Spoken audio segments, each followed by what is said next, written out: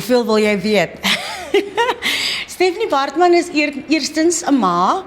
Ek het 2 pragtige kinders, dogtertjie van 17 en 'n seentjie van 14. So ek is eerste hulle ma. So tussendeur al die rondry tussen die 2 verskillende hoërskole, want my seentjie is Afrikaans, my dogtertjie is Engels, en dan om te help met huiswerk, is dit nogal moeilik om myself uit te leef aan wat ek graag wil doen, omdat ek dan tussendeur ook baie hard werk.